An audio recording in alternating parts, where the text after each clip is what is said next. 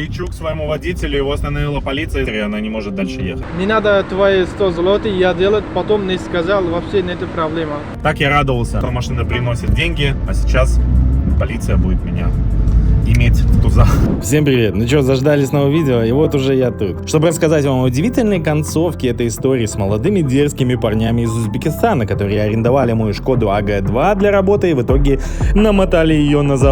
И разбив, кинули 130 километров от города. Притом затихарились, не желая возвращать причиненный мне ущерб. Если вы не видели начало этой истории, то, конечно, посмотрите ее по ссылке в описании. В итоге я не только ничего не заработал, а вошел в огромный минус. Притом очень пострадало мое здоровье. Но при этом я беру всю ответственность на себя и никого не обвиняю. Потому что если ты создаешь бизнес, который имеет тебя в глаз, значит тебе либо это нравится, либо ты просто долбай. Поэтому в этом видео на последние одолженные деньги мы каким-то образом пытаемся восстановить эту Шкоду для того, чтобы найти нового арендатора и сдать ее и начать наконец-то зарабатывать. И сдадим мы ее человеку с правами, который будет работать по лицензии именно в такси легально. Продолжаем долбить ситуацию с узбеками. И она, к сожалению, заканчивается для меня очень неприятно, а для них очень неожиданно. Поэтому досмотрите это видео до конца, вы точно не пожалеете.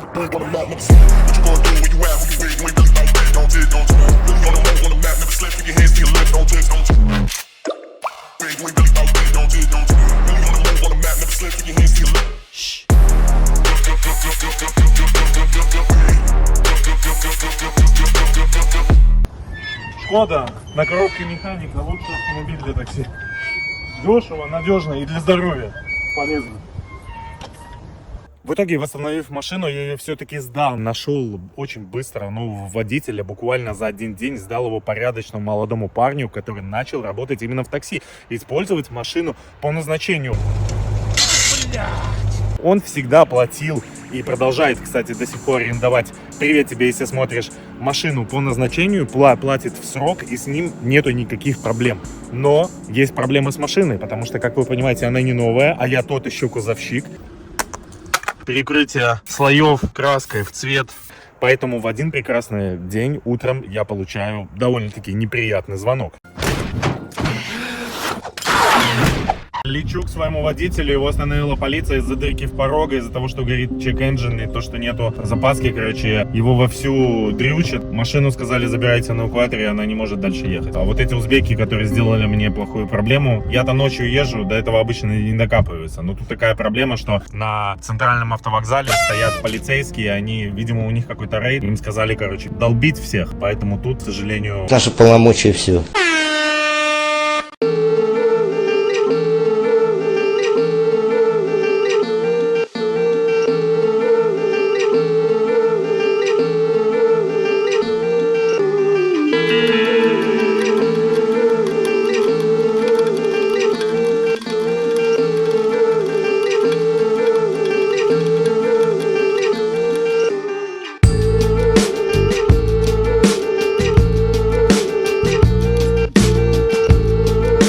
Все вы знаете, что жизнь иммигранта без языка, собственного жилья, документов очень сложна. Тебе приходится начинать жизнь практически с чистого листа. Постоянно искать работу и жилье, бороться с бомжами за свое место под солнцем и жить в одном сплошном депресснике, разочаровываясь в своей никчемности. Все вы знаете, что я хотел попасть в Америку, но я не смогла. Ну, я не жалуюсь, у каждого свой бизнес. А вот благодаря вот этому каналу, Алекс51, у которого все-таки получилось, я понял, что особо не жалею, потому что там Алекс живет в Газели и питается на стоянках, так же, как и я. Но все-таки умудрился открыть свою компанию, построить свой бизнес и рассказывает на своем канале о всех проблемах и испытаниях, которые ему пришлось преодолеть. Примерно столько стоит половина ремонта. Надо платить, все, это ваше. К примеру, недавно он дал взятку ящиком пива в налоговую за решение своего вопроса в Америке. Оказывается, наши и там могут. Поэтому подпишитесь на его канал о жизни в Америке. Там выходит видео каждый четверг. Вам будет очень интересно. И напишите от меня свой комментарий. Мне будет очень приятно. Юбилейная на 3 рубля заценится. Ох, день начинается не с кофе. Я сейчас везу запаску, буду давать вот этот подменный автомобиль водителю, чтобы он работал. Ну, попадаю минимум сегодня на $100. Так я радовался, что машина приносит деньги, а сейчас полиция будет меня иметь в тузах. Посмотрим, что там и как.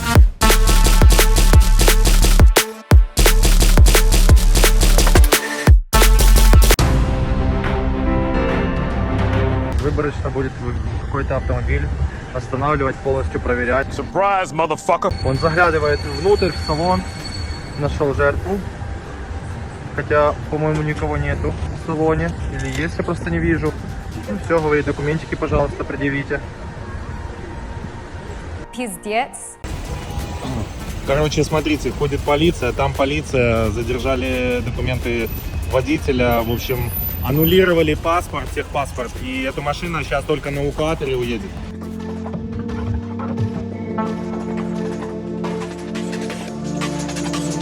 Видите, в эвакуаторе приезжать всех. Весь город стоит, все машины стоят, вот видите, тоже получается, допьются. Видите, ходит, смотрит. Где шпаклевка отваливается. Одну машину уже из-за отсутствия документов забрали, поэтому жесть. Это последствия вчерашних протестов, по всей видимости, потому что вчера протестовали таксисты. Еще как только я вызвал эвакуатор, полиция уехала, но я все-таки сделаю вид, что я все равно уезжаю, потому что... Кого надо было въебать этого деда? Посмотрите, у него ни одного порога нету. Попал я на деньги, короче, ребят. Сварочные работы, кондей, подвеска. Пиздец нахуй, блядь! В этой ситуации я оплатил штраф водителю, дал ему свой личный подменный автомобиль. А в этот же момент я остался один на один со Шкодой, с АГ-2 и начал ее чинить.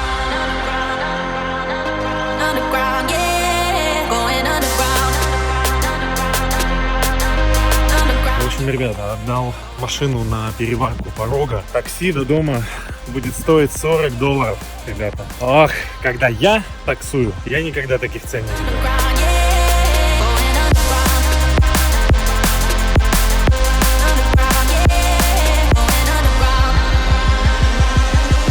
Приходится ездить к чуваку, которому я сдаю свою же Шкоду, я ему свою отдал. И просить у него потаксовать. В общем, такая жизнь, ребята. В другой конец города, на автобусе 50 минут. Вот я подхожу к нему, чтобы заработать на запчасти. Все, что было в Беларуси, все повторяется и тут. Та же самая дрочка. Вот это дерьмище стоит 2000 Шкод, чтобы вы понимали. Первое в мире кино «Прибытие поезда». Тут съемка видео запрещена, блядь. Вот так, ребята, каждый день я делаю на такси почти 25 километров для того, чтобы потаксовать на своей тачке. Я беру с собой огромный рюкзак, где у меня ноутбук, если буду простаивать, термос. Худеем, работаем. My mind still on dreams. Soon as my eyes roll open, come good tokens. I've been training myself to add cheese to the picture. Smile go far, self grace is worth a million. My outlook changed a bit, came a little up. By the time they want the price, the name that went up. Still. Чувака кот на горбе. Чувака на горбе кот. So my mental says I'm gonna need something else to burn, daddy, and I got nowhere to turn. Короче, наконец-то сделали за день, приколите, мою машину покрасили, переварили за день. Поэтому берем каву и едем ее забирать. Но это опасно, ребят. И я вам не буду объяснять почему.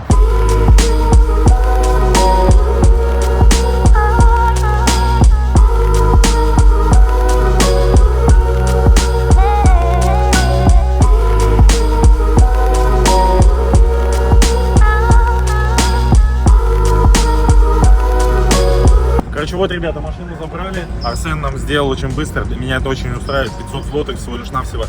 И уже завтра мы пойдем на ней проходить техосмотр. Краску тут, естественно, никто не подбирал, потому что сейчас выходные. Разница, конечно, видна. Нет. Но если бы я сделал это скотчем и наверх бы покрасил краской, разница была бы еще более. А так это хотя бы будет держаться. Все равно эта машина... Говно! Она синее ночи, блядь, и будет работать в основном ночью. Так что, в принципе, пойдет. И, наконец-то, мы его сделали. И мы его отдали, наконец-то, водителю, он продолжен работать. Если честно, автомобиль переносил доход. Но я не понимал, сколько. Поэтому я завел специальные бизнес-картонки, на которых я записывал все расходы и доходы. Что ж такое? Были же люди как люди, и вдруг все сразу стали кретинами. Если вы хотите, чтобы я выпустил отдельное видео, сколько я все-таки заработал за аренду 2 автомобилей, у меня на данный момент сдается 2 автомобиля, и я вам рассказал всю боль этого бизнеса, выгоден он или нет, то поставьте лайк, я запишу это видео. Это будет очень неприятно для меня и очень весело для вас.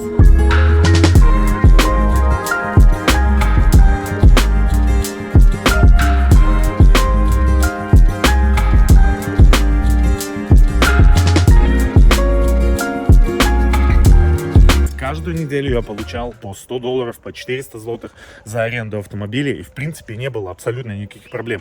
Машина в основном не ломалась, и я уже забыл про эту ситуацию с узбеками, как в один прекрасный момент по месту моей прописки приходит полиция.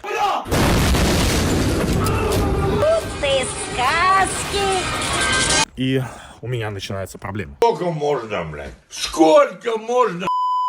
В общем, вызвали меня в полицию, а по какой причине я еще пока что не знаю, но это будет интересно. Люди настроены на лучшее.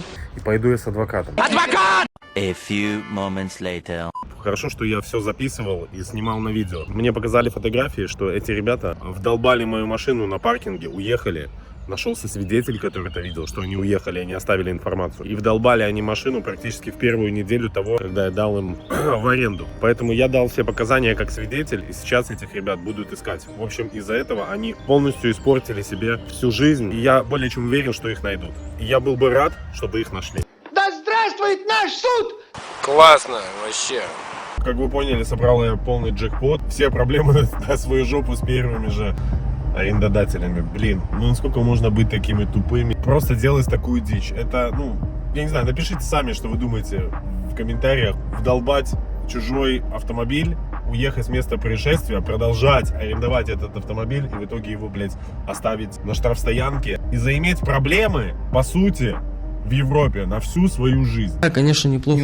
Чего унывать-то сейчас, конечно. И выставил долг узбеку в районе 1000 злотых, это $250, который он мне до сих пор не отдает. Но тут пазл сложился. Выяснилась ситуация, что он его передавал своим друзьям-бесправникам, которые ездили в доставке, занимались какой-то херней. Ну и, скорее всего, дрифтили, конечно. Что ж еще могут делать ребята без прав в самом мощном автомобиле, наверное, на этой земле? Skoda. Simply clever.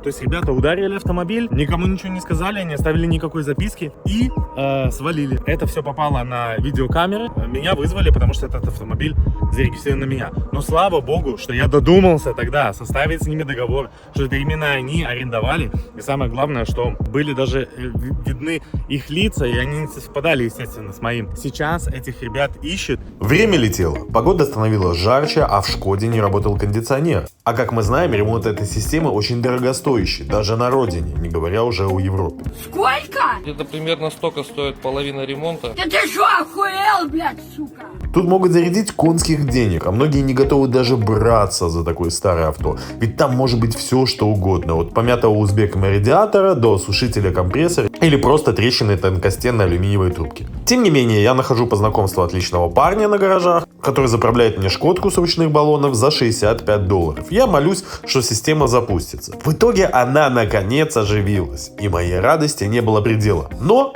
радость продлилась недолго. Несмотря на то, что явной утечки мы не выявили, но кондиционер с каждым днем работал все хуже и хуже, пока через 3 недели окончательно не сдох. Мои последующие попытки реанимировать систему через других спецов были тщетны. Во, когда она у вас ломалась, тут надо открыть капот. Серьезно? Так и лето пролетело. В итоге, несмотря на то, что водитель оказался очень стойким и все лето проездил днем с умирающими в душной бане клиентами в 30-градусную жару, мне до сих пор очень неудобно перед ним. Я надеюсь, что все-таки кондей когда-нибудь победю. Однако его ремонт в Польше, если менять прям всю систему, стоит как половина этой машины. И я это знаю не понаслышке, потому что у второго водителя оторвался прям шкив, и ремонт стал в овер дофига. Я не знаю, что я с ней буду делать. Пошла ты нахуй.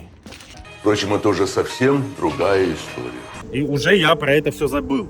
Как в какой-то момент ко мне опять сам уже пишет вот этот узбек и говорит, что я тебе все-таки верну деньги. Ребята, прошло 5 месяцев. 5 месяцев прошло, он мне не возвращал деньги. Представляете, каким он людям сдавал вообще машину. И при том он не знал, что его так подставили друзья, которые сделали 1000 ДТП, которые кинули машину, его жестко подставили. И в итоге ему пришлось ездить в полицию тоже, объясняться, там как-то, не знаю, выворачиваться.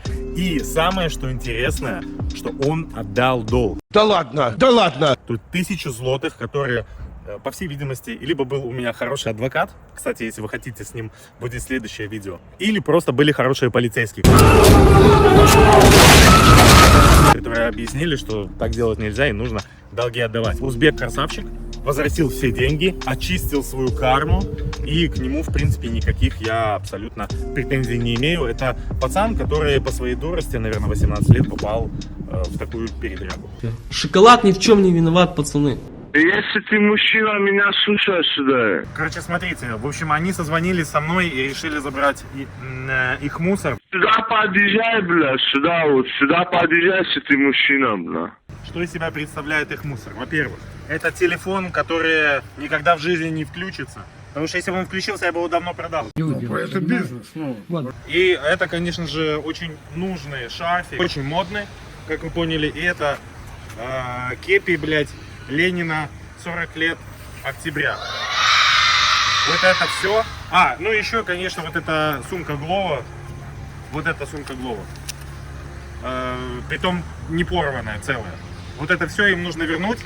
Вообще им ничего не должен. Они поставили такую ситуацию, они на меня наплевали, они мою машину непонятно куда, блядь, завели, как вы поняли. Но так как я человек честный, я вот это все им возвращаю, потому что, блядь, я должен свой бизнес решать четко, честно и по факту. И теперь я им звоню, они вообще трубку не поднимают.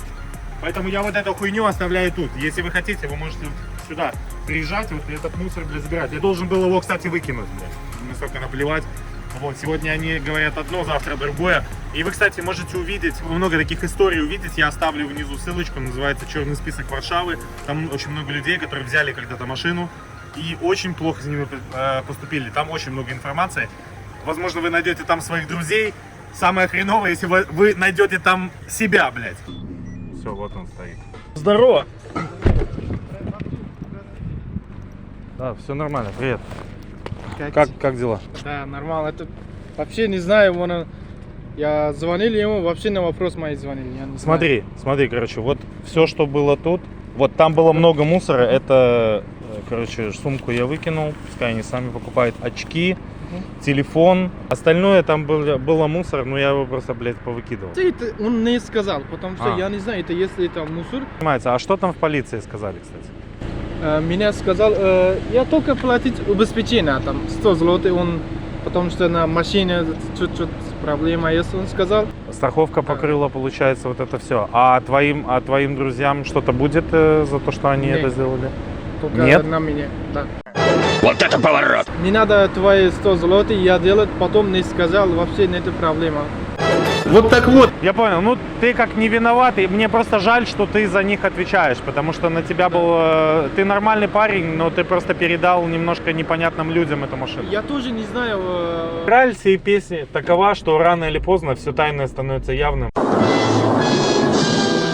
Вы просто попадете на большие проблемы. По-английски, понимаете? No. Before getting your car, and he crashed another car. He re-rent my car from you. I rent. He is my roommate at that time. Roommate, okay. And if you want to make the money, I can help you. And he asks me get car and something. Without driver license. At that time, I don't know, he has a driver license or not. Помог своим друзьям, которые просто его использовали как дропа. Просто мне самому неприятно, парень нормальный, мне самому не хотелось просто ему делать проблемы. Если бы не полиция, я бы этих денег никогда в жизни не получил. И он бы попал в эту группу злодеев в черный список Варшавы. Мне вообще похуй, даже двери открыты. How many drivers drive in my car? Only him. Only him? I think only he. Но это не точно. I was a little surprised when I saw my car in place for invalids. I think it's crazy. I rent your car. He pays to you all directly.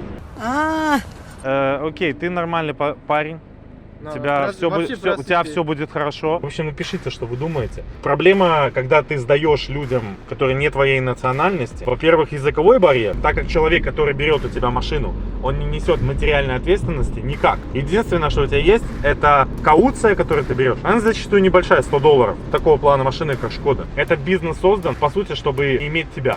Прежде всего. Любой косяк, эти деньги, которые у тебя будут в залоге, не покроет. Ставятся датчики, каждый день нужно контролировать, куда человек едет, что он делает, проверить, где машина ночует, подъезжать, смотреть ее состояние. АГ-1, кстати, сдается через людей из Зимбабве, нашего стратегического партнера. Да, ебать его в рот, блядь. Поэтому, ребята, не забывайте подписаться и ставьте лайки, если хотите, чтобы таких видео было больше. А мы поплыли дальше.